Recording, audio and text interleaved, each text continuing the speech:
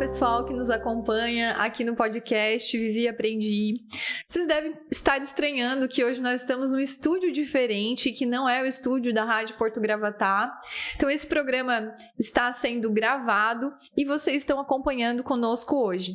Então deixa eu já contar para você que não consegue assistir ao vivo na Rádio Porto Gravatá, que normalmente é transmitido pelo Rádiosnet ou pelo Facebook da rádio. Você pode nos acompanhar lá no Spotify, Vivi e Aprendi Podcast. E se você estiver gostando do nosso conteúdo, não deixe de dar 5 estrelas lá para nós, porque isso faz com que o conteúdo chegue para outras pessoas.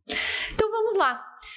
Hoje nós estamos no episódio de número 6 e eu tenho um convidado que eu tenho um carinho muito especial. É o Ricardo Zappellini Daufenbach. Ele tem esse sobrenome que é o mesmo do meu, porque ele é meu primo, mas ele está aqui, com certeza não é pelo vínculo familiar, é pela admiração que eu tenho por ele. Então deixa eu apresentar o meu convidado de hoje. O Ricardo, ele tem a formação em eletrotécnica, ele é tecnólogo em eletromecânica, ele tem pós-graduação em processos industriais e automação industrial. Ele é pai do Victor e do Adolfo, é esposo da Vanessa e ele tem aí uma habilidade especial. Ele é um esportista, já vou contar mais sobre isso. Ele tem dado palestras por aí para os universitários, falado muito sobre tecnologia, automação, internet das coisas que eu tenho visto. E ele é CEO da DWF Sistemas e Automação. Ricardo, seja muito bem-vindo, muito obrigado por estar aqui hoje, batendo esse papo comigo e por compartilhar a tua história com outras pessoas. Ok, obrigado Dani pelo convite, fiquei muito feliz com o convite, de estar na tua lista de convidados, né? Foi uma surpresa para mim, como tu já mencionou, a gente é primo e lá no passado até a gente teve pouca afinidade, né? Devido à distância de idade e hoje agora um pouco mais maduro, vamos dizer assim, não velho, a gente está tendo um pouco mais de afinidade, mas fiquei feliz e estou observando que tu andou pesquisando a minha vida, hein? Então, eu sempre dou uma investigada aqui para tentar extrair as melhores respostas dos meus entrevistados. Que compromisso. Olha só, então, eu acho que tu tens a tua história tem 2 caminhos muito brilhantes, eu diria assim, em relação à tua carreira e em relação ao esporte, né? Então vamos começar falando sobre a história da tua carreira. Hoje tu é CEO de uma empresa de tecnologia, mas a tua história começou antes disso, né? E é isso que eu quero voltar, dar um passinho lá atrás. Eu trouxe até um dado que não é novidade para ninguém, que é um dado bem batido já até, mas eu andei pesquisando, atualizando esse dado que diz assim, que é um dado do Sebrae, que 50% das empresas fecham antes de completarem 2 anos e que a cada minuto no Brasil uma empresa fecha, né? Então, tu teve uma história, assim, de uma empresa que não deu certo lá no passado.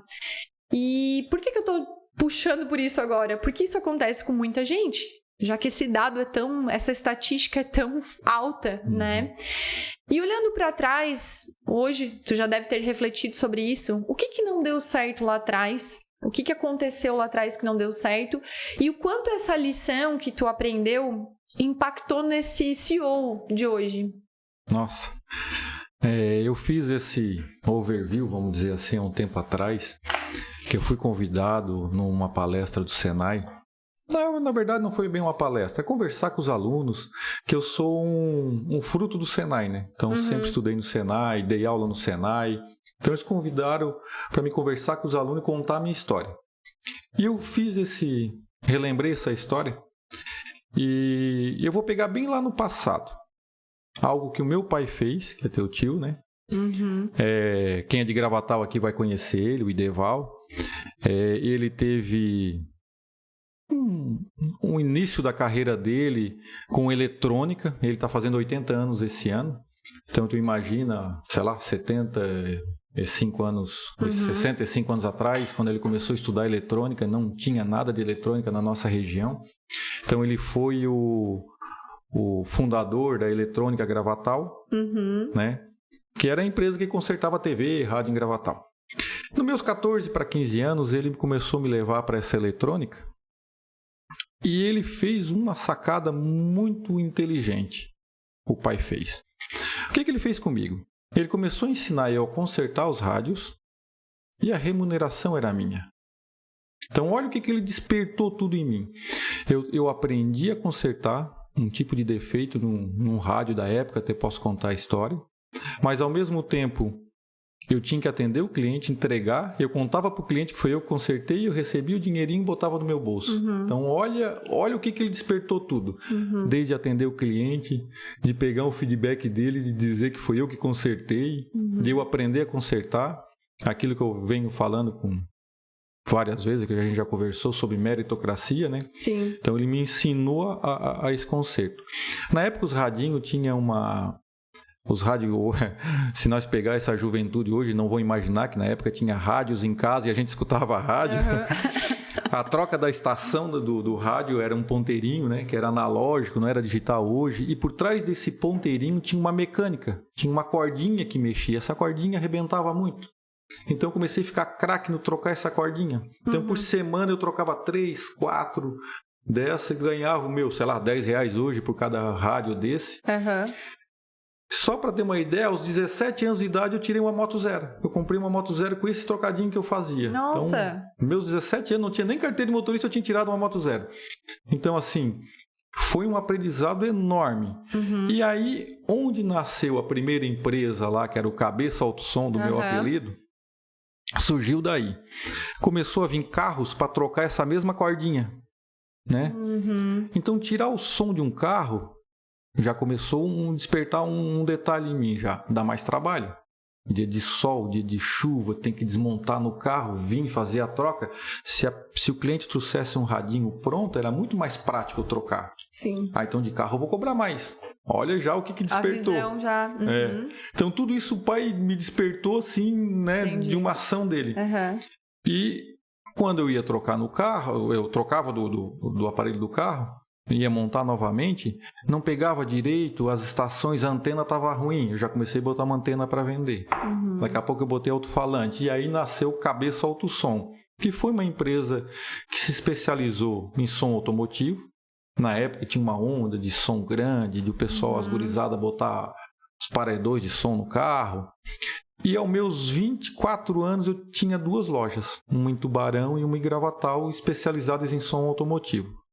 Tinha clientes de todos os lugares, aí vinha gente de Florianópolis, enfim, de distâncias maiores para a gente fazer o som. E nisso tinha marcenaria, tinha um envolvimento com eletrônica, conserto, instalação, comércio, tinha tudo. E respondendo a tua pergunta, então fiz um overview para a gente entender como é que nasceu o Cabeça Alto Som. Sim. Acabou falindo. Dificuldade financeira, eu muito novo, na época eu podia tudo, né? Como eu aprendi com meu pai, aquela história, eu consertando, eu fazendo dinheiro, eu era muito corajoso. Montei outra loja em Tubarão, eu estava corajoso. Faltou gestão? Faltou gestão. Além de faltar gestão, inexperiente, 24 anos eu tinha, né? Uma inexperiência. O setor ficou ruim também. Começou a surgir os carros completos. O carro já vindo com alarme, que a gente instalava alarme, com vidro elétrico, com trava, com som. Começou a acontecer o seguinte, a gente só atendia carros populares. Os carros mais completos já vinham completo, já vinham com som, com tudo. E nos carros mais populares, de alguma maneira, um público com menos dinheiro, vamos dizer assim, as Casas Bahia entrou na parada. Ela começou a vender aparelho de CD em 24 vezes, em 12 vezes, que foi uma onda no momento, e a gente parou de vender. Então, as Casas Bahia iniciaram nos aparelhos de som e foram para o alto-falante, foram para essa área e a nossa loja não vendeu mais. Então, foi uma crise do momento. E se a gente observar hoje o mercado não existe mais esse tipo de comércio praticamente já né, hoje ficou só o pessoal botando película, enfim, diminuiu muito, né? Sim. Então, de alguma forma, faltou estratégia, porque não soube interpretar a mudança que estava acontecendo no mercado, a inexperiência na gestão. E tem alguma coisa que hoje o CEO traz daquele Ricardo de 24 anos lá? Traz. Para mim me tornar esse CEO, lá no passado criou um trauma, um medo, uma insegurança, né? Mexer com dinheiro é difícil, né? Eu finalizar aquela etapa do cabeça solta o som, sem nada, sem ficar devendo nada para trás, né? Foi difícil, tá? Eu consegui vencer essa barreira de finalizar saindo pela porta da frente, vamos dizer assim. Para surgir a DWF, foi um outro passo importante. Eu comecei a trabalhar na cooperativa de Gravatal e de Armazém simultâneo. De manhã eu trabalhava em Gravatal e à tarde em Armazém. E através de duas pessoas, o William e o Jason, hoje o Jason em memória, eles me convidaram para montar uma empresa do trabalho que eu fazia lá, nas cooperativas. Que era o quê? A automação da rede, hoje da rede de distribuição de energia. Eu fazia automação de alguns equipamentos que ficam, faço até hoje, né? E alguns equipamentos que ficam pendurados no poste aí para manobra de cargas de energia. Tá? Então, eu nasci fazendo isso dentro das cooperativas e eles me convidaram para montar uma empresa. Mas a minha estratégia era totalmente diferente. Nós tínhamos o Edmundo, em memória também, que era o engenheiro das duas cooperativas, e eu estava indo na sombra dele. E eu comecei a fazer engenharia elétrica na Pedra Branca, em Floripa, e voltava todo dia. E eu vou substituir o Edmundo no futuro. Ele vai se aposentar, ele não vai ficar de eterno, e a minha meta era ser engenheiro das duas cooperativas. E veio o convite totalmente oposto, e eu não quis. Eles tiveram que batalhar, conversar comigo, insistir, provar que ia dar certo, para me ter a coragem de abrir a DWF. Então, o que eu trago de ponto positivo do passado, eu fiquei mais pé no chão. Então, isso eu acho que foi importantíssimo. Arriscar um pouquinho menos, que eu sou um pouco arriscador, mas ainda aquele trauma do passado me trouxe isso. Eu tenho um pouquinho mais de pé no chão, do que seria o normal do meu perfil. E aí, a DWF surgiu de vocês três. Isso. E aí, depois, alguns rumos foram sendo tomados, que hoje tu ficou sozinho na DWF. Fiquei sozinho. Na época, o Jason, em memória, ele tinha um conhecimento técnico grande da rede. Eu tinha um conhecimento de automação. E o William tinha de gestão. Né? O William... A união de nós três, na teoria, era perfeita, assim, era a nossa visão, né? E a gente montou a empresa em 2007, novembro de 2007. Em fevereiro de 2008, já isso vem a falecer, num acidente de carro. Nossa, foi bem no começo. Bem no começo, num acidente de carro, que eu estava junto no acidente. Então a gente já perdeu um sócio logo no início, na largada. E eu fiquei praticamente 6 meses sem trabalhar. Eu fiquei ruim na época também, então eu fiquei um tempão em hospital, acamado, enfim. Né? Então, era no início da empresa, nós tínhamos um cliente, que era uma cooperativa de Tubarão, a Sergal. Era o único cliente que remunerava, né, como cliente mesmo. Porque Gravatal e Armazém, eu era funcionário ainda. Sim. Né? E que problema a DWF resolve? O que ela faz hoje? Vamos lá. Ela tem 2 vertentes, que nasceu a terceira depois, mas ela tem 2 vertentes de software. Uma, leitura de medidores, essa é mais fácil de entender. Então, é fazer a leitura de medidores de energia remotamente. Tá?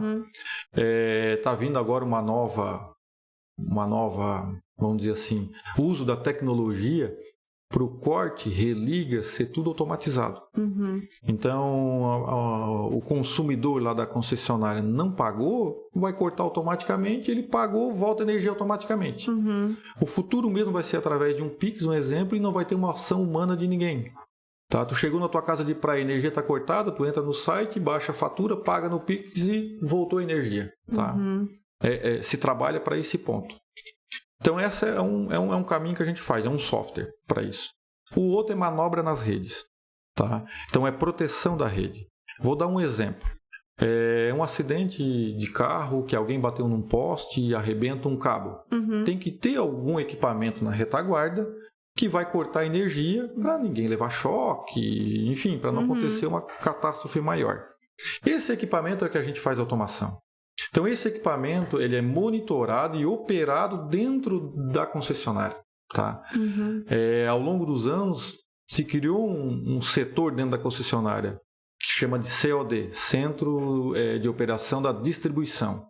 Então ali fica um time, operadores 24/7, todos os dias, operando o software que a DWF desenvolveu para estar monitorando essa rede. Então eu falei de um acidente, mas pode ser uma trovoada, esse equipamento. Entendi. Opera, pode ser para manobras de carga, uma transferência de carga numa região. É que a gente está olhando para Gravatal, né, que a gente é de uma cidade interior, mas vamos pensar na grande São Paulo, Lollapalooza, que está acontecendo agora, que vai acontecer por agora, para aquela região vai demandar uma energia muito grande, então existem manobras na rede para levar energia para aquela região. Entendi. E essa manobra hoje não é mais um operador pegando um carro, indo lá no poste, mexendo, né, manobrando um equipamento. Isso faz automatizado. Entendi. E quando vocês começaram a empresa, eram vocês 3 somente? Éramos só nós 3. E hoje o time tem quantas pessoas? 20 pessoas. 20 pessoas. E a DWF está em quantos estados brasileiros hoje? Sabe disso? Vamos lá. Uma boa pergunta. É que assim, dentro das distribuidoras de energia existe uma divisão. As grandes e as pequenas. Tá? É um mercado muito finito, né? A gente conhece muito o mercado. Então, das grandes tem 14. 14 estados? 14 distribuidoras. Distribuidoras. 14. Das pequenas tem próximo de 80, 76. Somando as 76, elas vão dar 1% da distribuição de energia no Brasil. As pequenas são pequenas. Gravatal está nessa das pequenas. Então, somando todas as 76, não chega a 1% das casas de distribuir, né, de consumo de energia.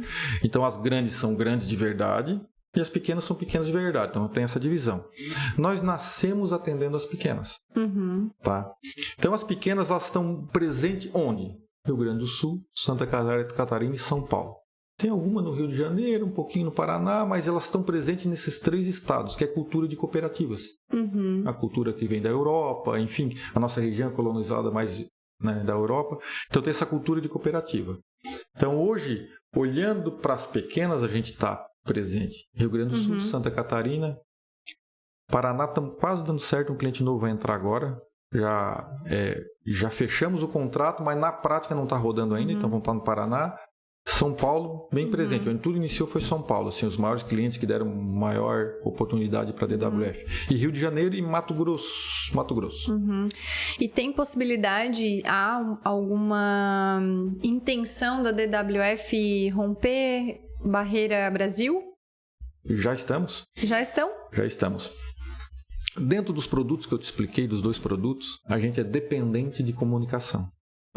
Não são equipamentos que estão num ambiente controlado, num espaço físico, que a gente vai fazer comunicação. Estão pendurados nos postes, que seriam os de manobra, e nas casas, são medidores de energia que ela tem que trazer a informação daquele medidor. Então a gente é dependente de comunicação. Então essa é a nossa terceira vertente de software, comunicação. A DWF acabou se especializando muito em telecom, tá? Em telecomunicações. Nas nossas pesquisas, procurando tecnologia, nós fomos pioneiros numa tecnologia via satélite. É uma empresa chamada Orbicon, ela é uma empresa multinacional. Essa atividade dela fica no Canadá. Ela é uma empresa americana, mas essa atividade que a gente tem contato do satélite fica no Canadá. E nós trouxemos essa tecnologia. Simplificando, é uma tecnologia que tem um custo mensal maior, se a gente comparar com outras tecnologias, por exemplo, com 4G, 3G, que a gente vai pagar uma fatura para a operadora aí, um valor muito pequeno comparando com essa tecnologia via satélite. Qual é uma diferença? Ela atende todo o globo, independente das condições climáticas. Então ela foi feito um estudo para no dia de sol e no dia de temporal ela ter a mesma performance, tá? E atende todo o globo. Bom, então nós já temos um ponto positivo, só que ela é muito mais cara. Eu sempre conto essa história, quem já me ouviu vendendo isso, os clientes aí vão relembrar. Na época existia o tal do Viber. O Viber era um aplicativo roxinho que faz o papel do WhatsApp. Não existia o WhatsApp ainda, não estava tão difundido. E veio o WhatsApp e dominou tudo. Né? Que hoje o WhatsApp ficou uma ferramenta nossa de uso que, né? Sim, com não preciso certeza. nem comentar. E qual a diferença? O WhatsApp, com um único risquinho de internet, com um sinal extremamente ruim, a mensagem vai. Eles usam tecnologia de compactação. Isso me despertou lá no passado. Eu não preciso usar tecnologia de compactação. O que é tecnologia de compactação? A frase que eu escrevi, eu amo, vivi, aprendi, compacta, ela vai ficar desse tamanho. Então, num sinal ruim, a entrega eu tenho mais sucesso do que eu levar uma mensagem muito grande, com vários caracteres. Eu não preciso disso para entregar, porque a Orbico garante já uma entrega em todo o globo, dependendo das condições climáticas. Mas eu diminuindo, eu pago menos, porque ela cobra por byte trafegado. Por cada caracterezinho é o que ela vai ser remunerada. Então a gente conseguiu uma performance muito grande de compactação para que a fatura fosse viável. E aí a gente ganhou bastante mercado usando a comunicação. A gente usa para os nossos clientes, mas eu tenho assim, hoje o nosso maior cliente é a CPFL de São Paulo, utilizando essa tecnologia que não usa os nossos softwares, só usa o Telecom. Entendi. Tá. Esse papo tecnológico aí, deixa eu te contar. Final de semana passado, a gente recebeu um casal de amigos lá na nossa casa e esse nosso amigo, ele trabalha na área de provedor de internet. E eu achei curioso uma história que ele falou. Ele disse que a filha dele, jovem, falou pra ele: pai, eu tô pensando em fazer faculdade de sistemas de informação. E olha o que ele falou pra ela. Não, vai para outra área. Essa área é muito difícil. A tecnologia hoje é uma coisa, amanhã está obsoleta. Talvez ele tenha também pensado no nicho que ele está.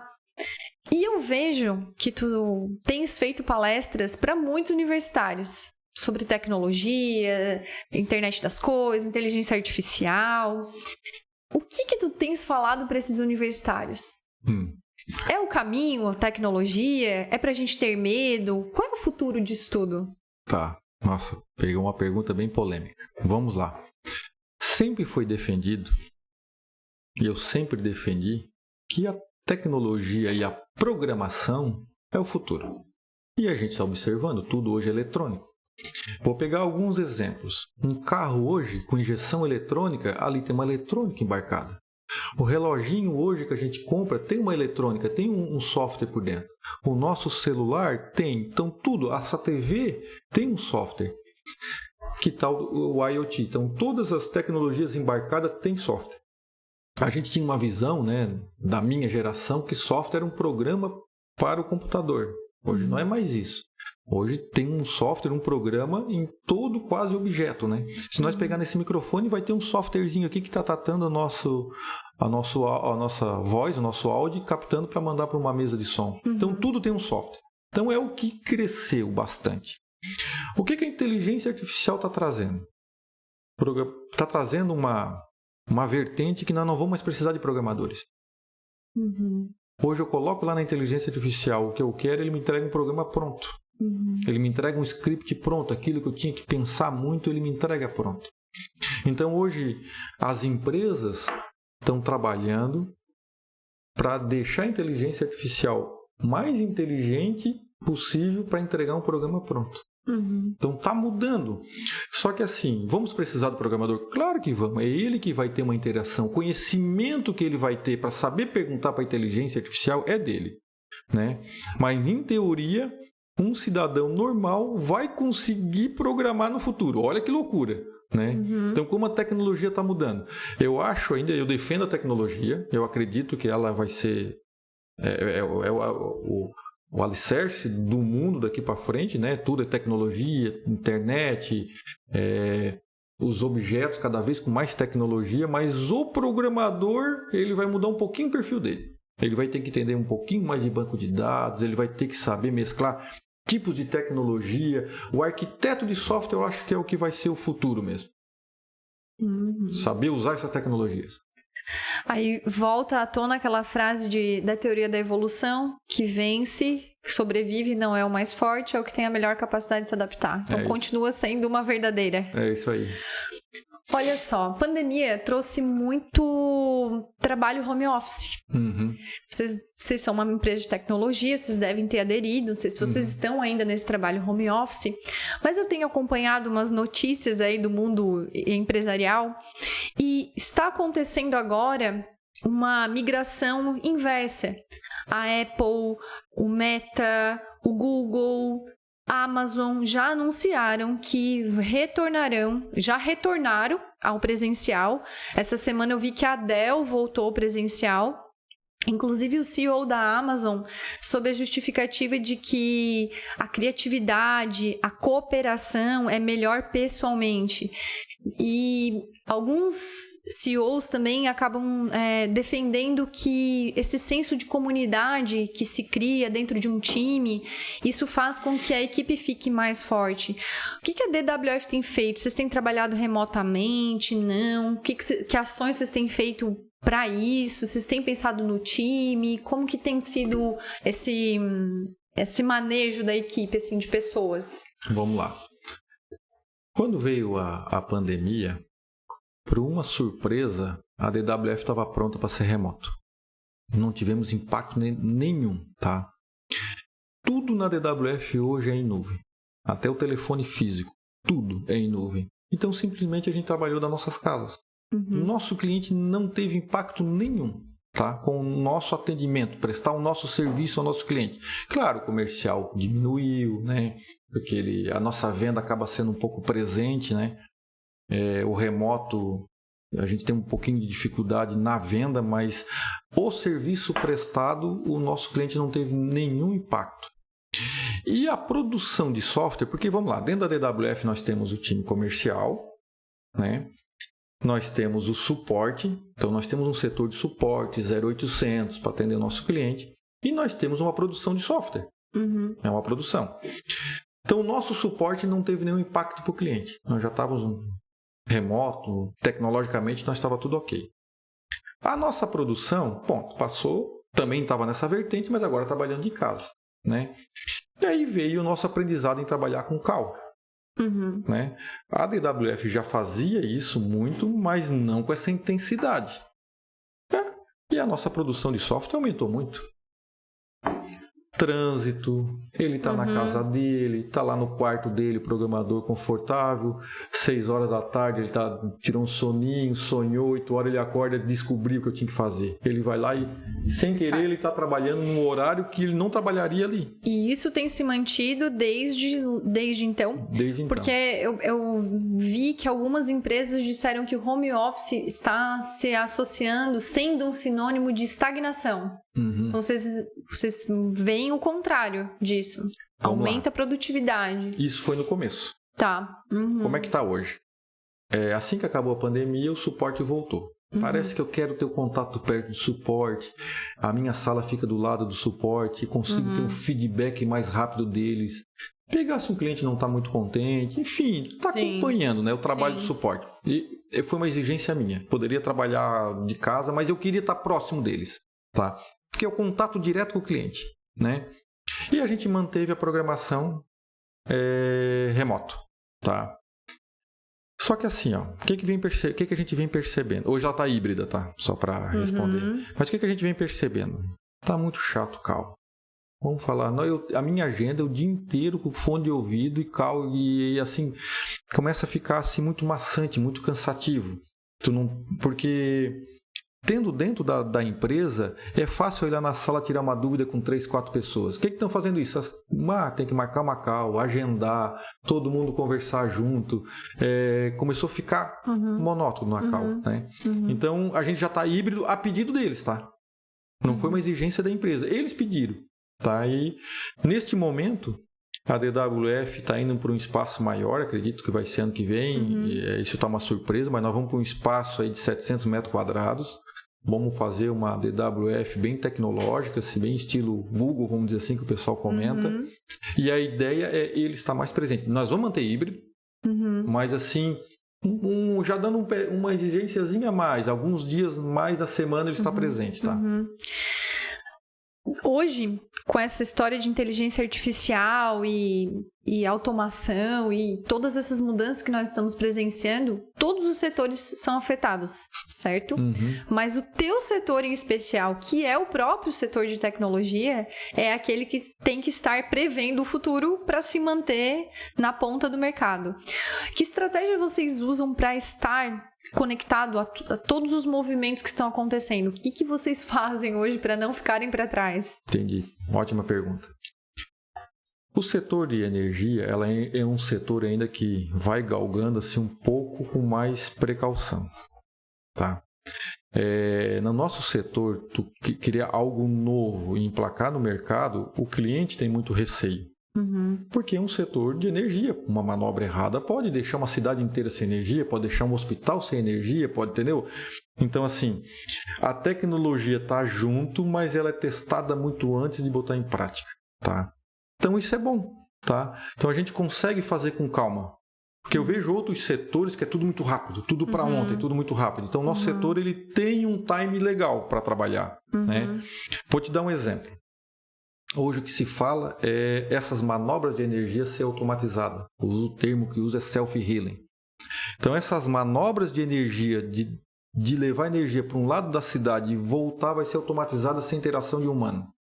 Tem inteligência artificial, na verdade é inteligência de máquina, né? É um aprendizado de máquina que chama.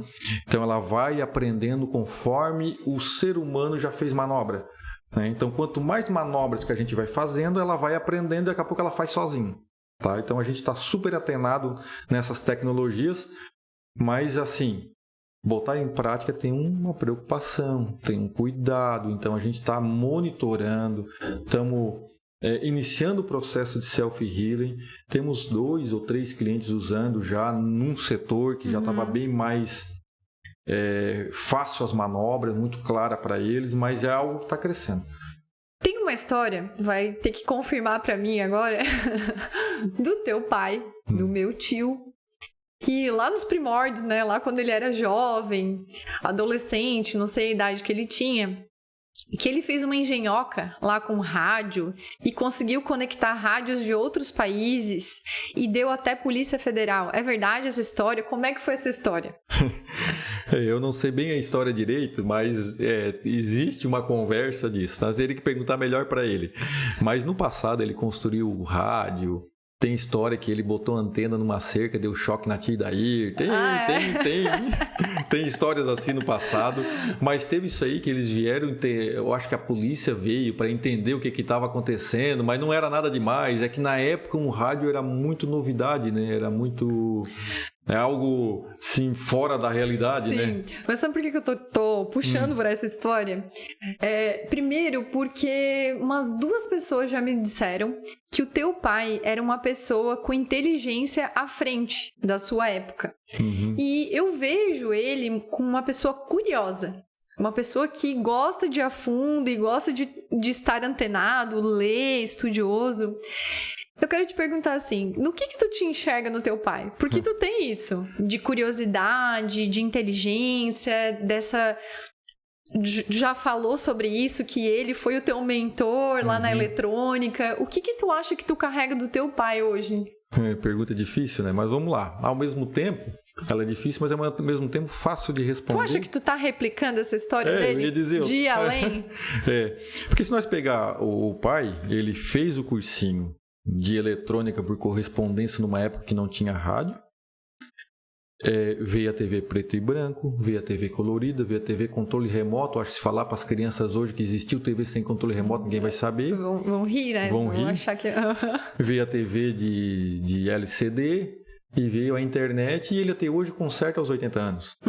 Né? Então ele soube se adaptar. Sim.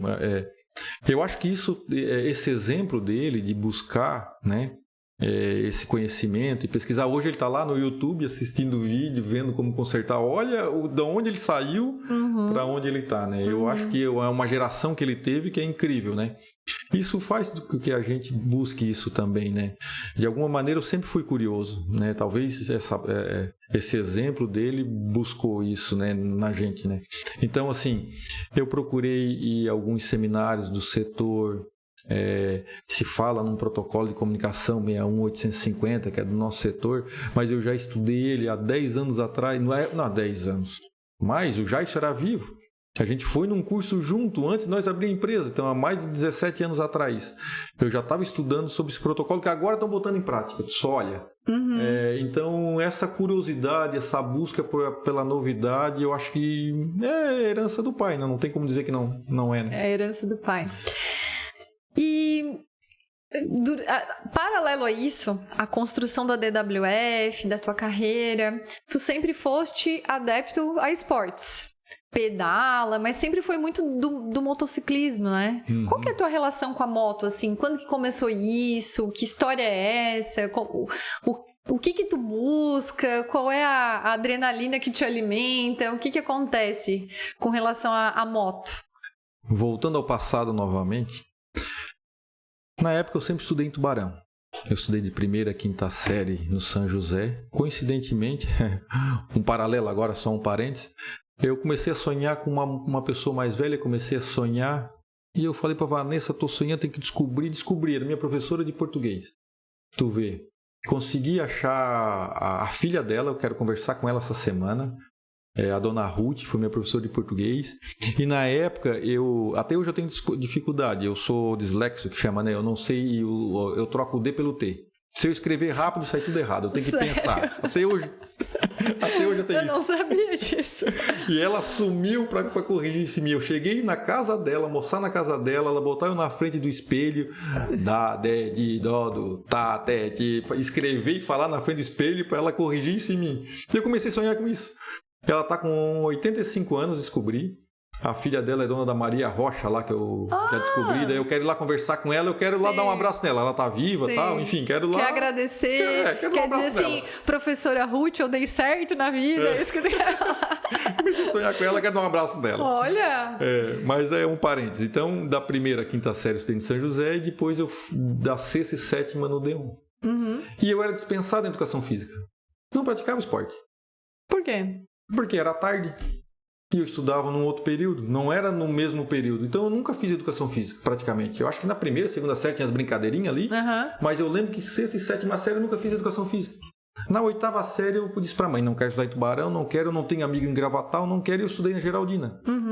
Quando eu entrei na Geraldina, tinha o tal do GESMAG. Só olha o que existia na época e não tem mais. Era Grão-Pará, Gravatal, Armazém, São Martinho, um campeonato interescolares. Que legal! Handebol, basquete, atletismo. Eu fui participar de atletismo, coisa que eu nunca participava, em salto e altura eu ganhei. Aquilo assim, nossa, como é que eu consigo? Né? E corrida também, eu era rápido, esporte todo atrapalhado com bola, porque nunca praticava. E começou aí me despertar o esporte. Lembra que aos 17 anos eu tive a minha primeira moto, que eu contei aqui, e lá eu não tinha carteira de motorista. E existia uma onda no Gravatal de um pessoal, o Fábio da Nadir, o falecido Deco, o irmão dele, eles faziam umas trilhas, eu fui com essa moto fazer trilha, eu troquei essa moto por uma moto especial que chama importada de trilha aos 17 anos, e aí eu comecei a descobrir a minha loucura por moto, vamos dizer assim.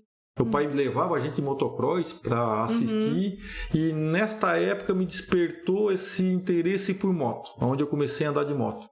Tá?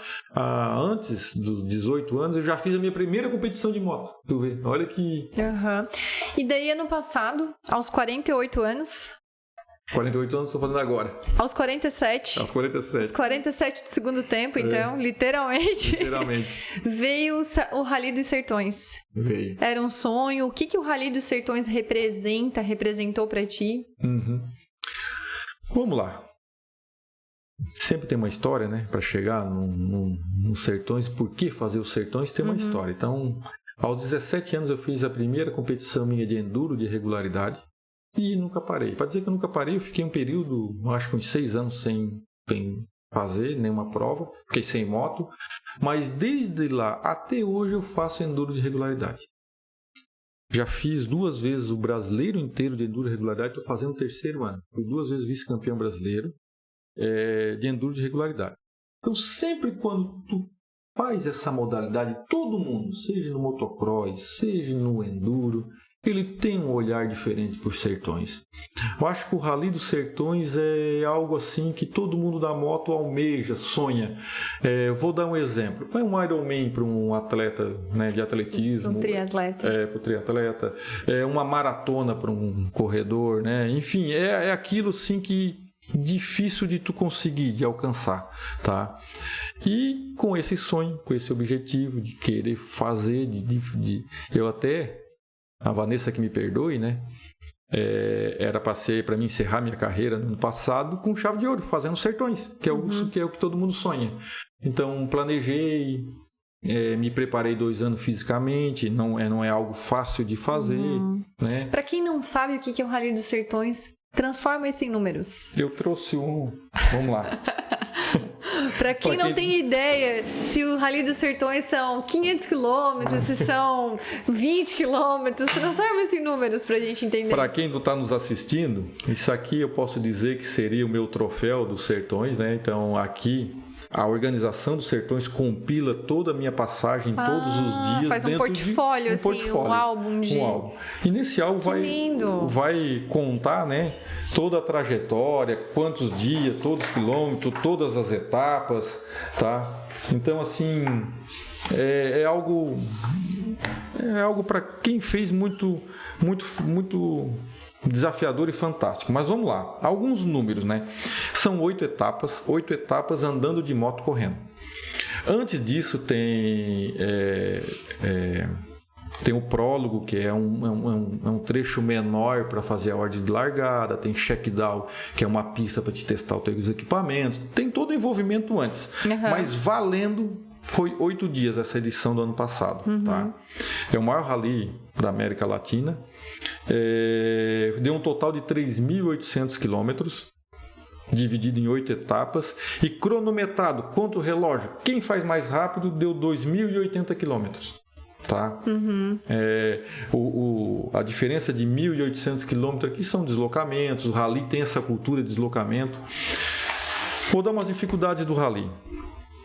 Acorda todo dia cedo e dorme todo dia tarde, por 8 dias. Tem que ter uma capacidade de recuperação rápida. E assim, ó. Desidrata, calor. É lá no Nordeste, né? O Nordeste é muito lindo, mas é muito quente, né? Então eu vou te dar um exemplo. Teve toda especial larga às 7h30 da manhã. Toda especial. Mas teve especial de 200 km de distância. Teve especial de 280 km de distância. Então, que hora que tu tem que sair do acampamento para te chegar lá às 7 horas da manhã com margem? Tá? Esse deslocamento não vale nada, mas se eu largar atrasado lá, daí eu estou perdendo tempo, né? Então teve dias assim de 500 km com 200, 250 de deslocamento e 200 de especial e um deslocamento final. Tá. Olha só, disso tudo, de tantos quilômetros rodados, da exaustão física, da exaustão emocional, que deve ter um momento que chega, desses dias todos que se passaram lá no Rally dos Sertões, teve alguma coisa que aconteceu que te impactou muito? Que te fez refletir? Que te trouxe uma grande lição? O que aconteceu? Vamos lá. Eu fui com um objetivo muito claro, tentar terminar, tá? Terminar já é algo muito difícil o Rally dos Sertões. Então, a minha mensagem, se eu chegasse em último, chegasse em primeiro, o prazer teria que ser o mesmo. E isso começa no início da prova, sim, mas a gente tem uma ganinha, né? Competitivo, né? Então foi assim, eu fiquei na média fechada em 60 motos, tá? Não pode ter mais que 60 motos. Eu fiquei na média dos 20... Entre os 20 e o número 30 ali, né? Fiquei ali, minha posição. Teve dia 26º, teve dia 22º. E fui caminhando por aí. Daqui a pouco eu comecei a melhorar. Comecei a me soltar melhor na moto. Comecei a perder um pouquinho do medo, arriscar um pouquinho. Conversando com o Palhoça, o Palhocinha, ele é Giovanni Frutuoso, ele é daqui de Palhoça, né? Ele estava no 11º dele, não tinha terminado nenhum. Nossa! E eu estava no meu primeiro pronto de terminar. Olha que loucura. Eu estava em 5º, pódio garantido já, tá? Na minha categoria, né? 20º na geral. E fui super bem. Nossa, top. Só que eu fui fazer um estudo e consigo chegar em terceiro. No último dia. E eu dei o que eu tinha, dei o meu máximo. Eu fiz o que era o meu máximo, aquilo ali. Eu errei, andei 20 quilômetros errado. Eu errei no roteiro, não percebi, andei 20 quilômetros numa direção errada, mais 20 para voltar. Fiquei em sexto. Perdi o pódio. Olha que ensinamento.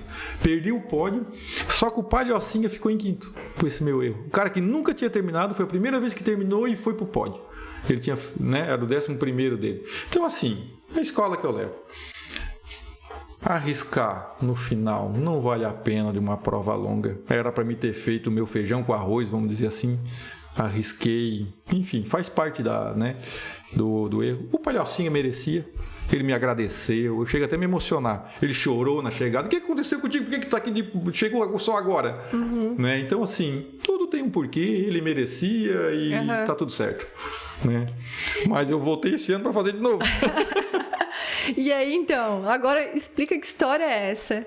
Que ano passado, ter terminado esse Rally dos Sertões, tudo conspirou e agora você é piloto da GasGas e vai competir o brasileiro. E o que vai acontecer aos 48 anos de idade? Que gás é esse agora? Vamos lá. Era o meu encerramento da minha carreira. Era. Então, no ano passado, terminei os Sertões, estava de férias, abandonei a academia, abandonei tudo, e tá tudo certo. Chutou balde. Chutei o balde. Aí, o Guilherme Cascais, aqui de Tubarão, ele é um piloto profissional, né, na área de enduro, e ele foi convidado para ir para a GasGas. GasGas é uma marca espanhola que foi comprada pela KTM. Tá? Ele foi convidado para representar essa marca. E ele me convidou para ir junto. Ricardo, vamos fazer o brasileiro esse ano. A GasGas está montando um time. Acho que o teu perfil eles vão te aceitar, vamos dizer assim, eles vão querer, né? Um piloto com esse teu perfil. Vamos fazer esse ano. Então, esse foi um ponto. Tinha esse convite. E lá no dia, nesse último dia, uns 2 dias antes de terminar os Sertões, tem um colega que estava na nossa equipe, que ele estava com uma moto que é a dos sonhos, que é a chamada réplica, que é uma moto oficial de marca própria para rally. A maioria dos pilotos, eles vão com moto de enduro adaptada para rally. Tá, então tem vamos dizer assim, eu não gosto de falar gambiarra, né? Tem uns ajustes técnicos para poder adaptar ela, né, para rally. E eu estava com uma moto dessa. E um colega que estava com essa réplica oficial, que ela já vem de fábrica, ele caiu e quebrou a perna. Ele era de speed, não era tanto da moto. Aí ele falou, vou vender. Eu, não vende, cara, ano que vem tu vende de novo, vamos realizar esse teu sonho, tal. Tentei conversar com ele, mas enfim, eu vou vender. Passou os Sertões, ele me ligou, não quer comprar moto? Tá, se tu vai vender mesmo, de repente eu acabei negociando e eu comprei essa moto réplica. Então foi 2 coisas que aconteceu. Convite do Guilherme para mim fazer um enduro de regularidade brasileiro e a oportunidade de comprar uma réplica dessa. Foi fabricado 60 para o mundo, veio 6 para o Brasil. É algo assim, é o segundo sonho de todo piloto, fazer os Sertões com uma moto dessa. Fazer os Sertões é top, com uma moto dessa enfim, não tem explicação. Então assim, vou fazer, não consegui dizer, não comprei a moto.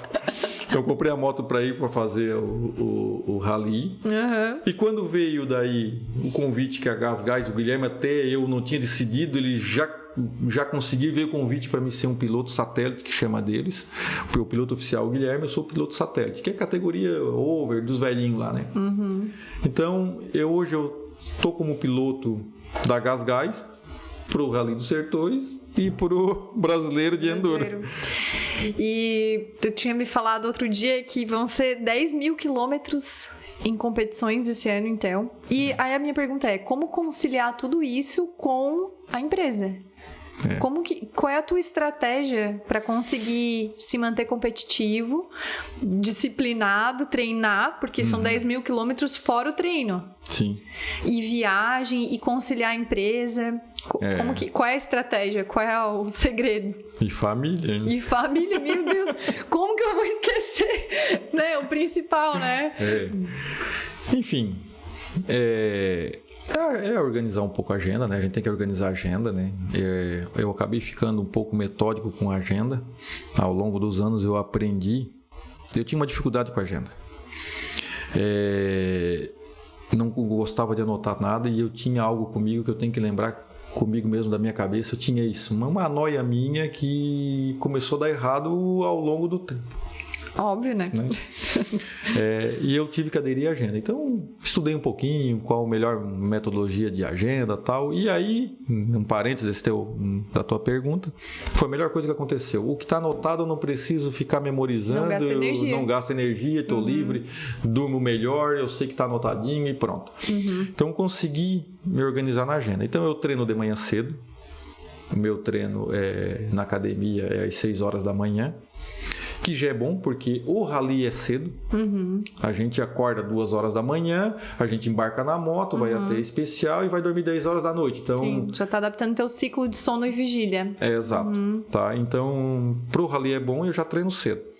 E intercalo com treino de bike. E a bike eu gosto de dar a volta, para quem é do Gravatal que vai saber, a volta do São Miguel, porque em 1 horinha eu dou a volta, 40 minutos, 50 minutos, depende do dia, dou a minha voltinha e faz um desgaste físico enorme, né? Então é rápido. Então meus treinos estão de manhã cedo e esporadicamente de bike durante a semana, é o que eu faço. E o resto é empresa, e aí tem viagem, né? Eu vou ter 14 provas esse ano, 12 provas esse ano. É tempo fora, aí tem que organizar, fora as viagens pela empresa. Então, sim, é corrido. Sim. A pergunta que eu mais estou ansiando por fazer, eu vou te fazer agora. Porque a tua vida vinha numa crescente, numa história, e teve um ponto ali importante, que foi uma virada aos 40 anos. Uma virada no esporte, no trabalho. O que foi esse ponto de inflexão? O que aconteceu aos 40 que deu essa reviravolta? Vamos lá. É uma pergunta bem interessante. Todo mundo constrói uma história e todo mundo tem uma história. A minha história estava assim, ó. Antes dessa data, deixa a vida me levar. Né? Eu estava nesse... Teve uma data, teve um dia, um fato, um acontecimento. Então eu estava assim, deixa a vida me levar. Eu estava caminhando e deixa as coisas acontecerem. Né? Antes dos 40, um pouquinho, eu tive um marco, um acidente, onde eu perdi um grande amigo, que foi o Jaice, sócio da empresa. E lá naquele momento, quando eu acordei, depois de uma semana que eu comecei a ter consciência de tudo que aconteceu, eu fiz uma reflexão lá. Acho que todo mundo passa por algo assim que quase morre, enfim, uma dificuldade muito grande, e ele reflete um pouco a vida. E lá eu tive uma decisão, eu estou no caminho errado, eu tenho que mudar essa minha vida. Então lá eu já comecei a organizar melhor um pouco a minha vida. Olhando para frente, para o futuro, né? Lá eu decidi me dedicar um pouquinho mais para a empresa. Lá que eu comecei assim, a vida passa, tudo muda, né? E aos 40, mais ou menos aos 40, eu fiz uma outra reviravolta na empresa. Vou olhando para a empresa um pouquinho.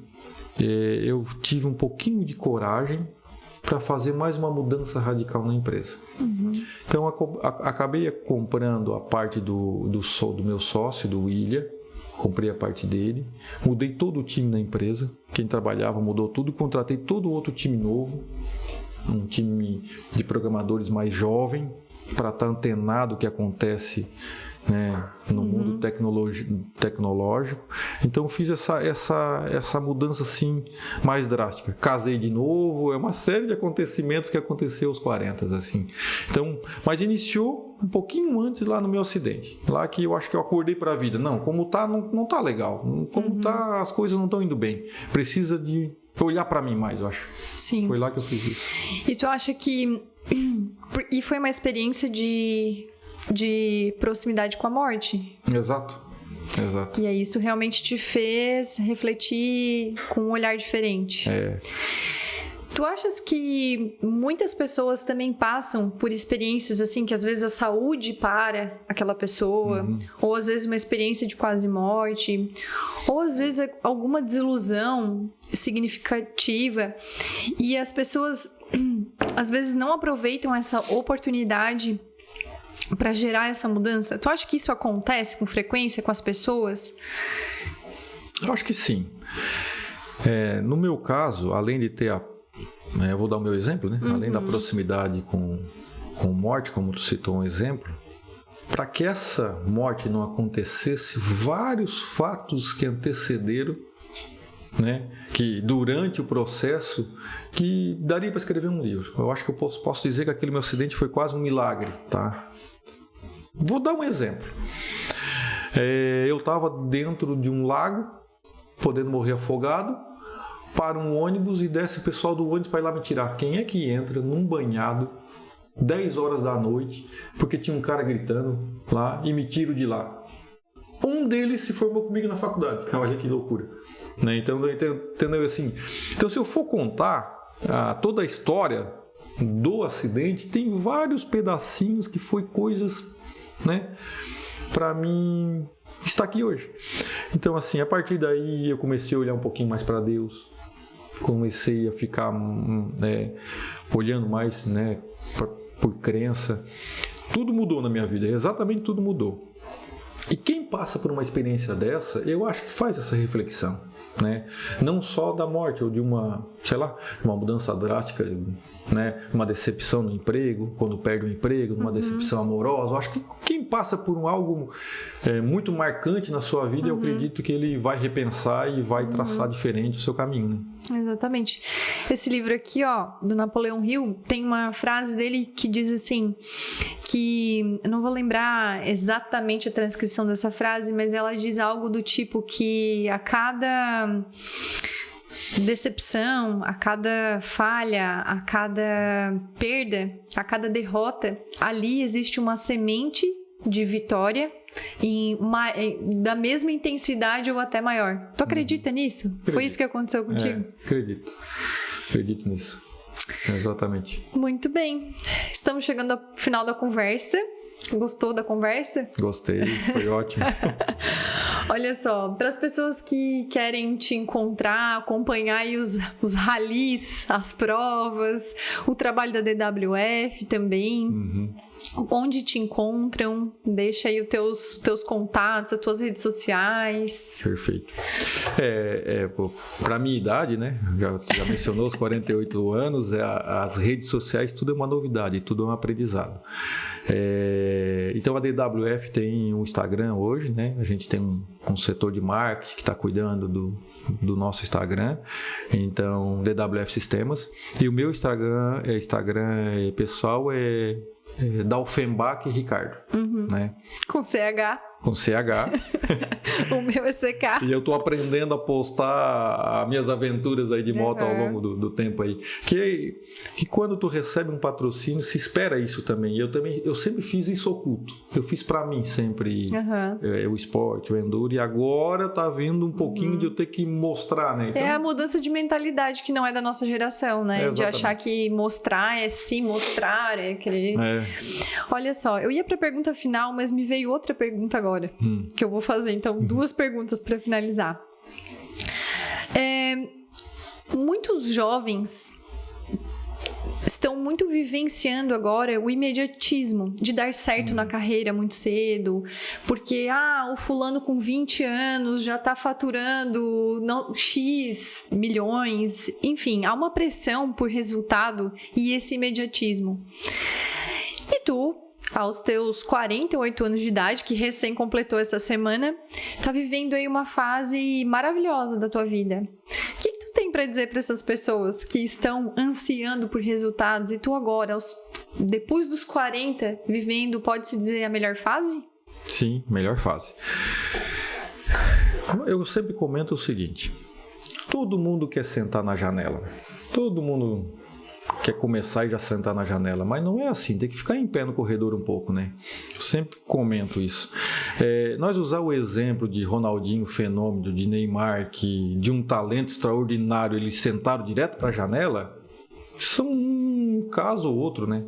É loteria. É loteria, né? É algo difícil, tá? A gente tem que olhar para aqueles que estão construindo a vida ao longo do tempo para sentar na janela, né? Então esse é o maior exemplo.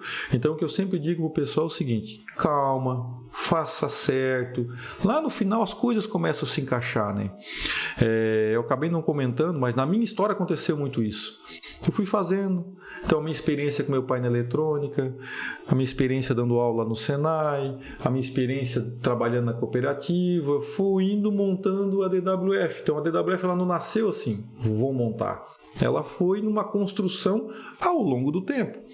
E depois que ela nasceu, ela começou a ser construída ao longo do tempo também, né? Então, eu acho que o tempo e tendo uma meta bem clara, um objetivo bem claro onde quer chegar, eu acho que se constrói aí um futuro bem bom para todo mundo aí.